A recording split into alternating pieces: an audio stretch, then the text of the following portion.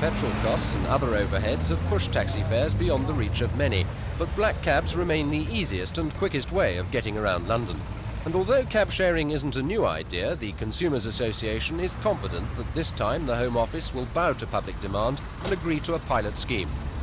Well, there are lots of different ways it could operate, but the basic principle would be that if a group of people all wish to travel to the same destination from the same starting point, they would share the costs of a cab, say between mainline railway stations, for example.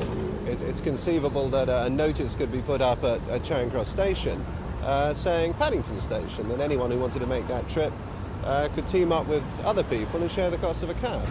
The association also wants destination boards to discourage cabbies from travelling home empty. A driver living in Acton, for example, will switch off his for hire sign when returning from the West End, rather than risk having by law to take a fare to Islington in the opposite direction. By displaying an Acton sign on his cab, he would feel free to pick up passengers living in the same area. Whereas most of London's 17,000 cabbies are in favour of destination boards, many have reservations about cab sharing.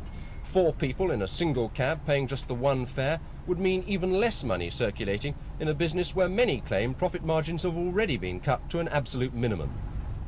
In fact, the only benefit for the driver of a shared cab would be the 5p he gets for each extra passenger. We've got a hard enough job, or our members have, who are driving the cabs, to find a fare these days, and if they've got to share that work with somebody else, they're up against it even more than they are at present. So it's essentially jobs that you're worried about? It's not a question of jobs, it's a question of getting a living. We could do with more cab drivers, but there's an unlicensed trade that's allowed to flourish alongside us. We're the only licensed industry that has to put up with this unlicensed competition. Of course, the introduction of cab sharing will depend on the cabbies themselves, and at present it's clear many refuse to accept the Consumers Association argument that cheaper fares means more passengers and thus richer rather than poorer drivers. Stephen Chambers with London's cabbies for Thames News. Okay, keep the change. Thanks very much. Yeah. This evening, between 6 and 6.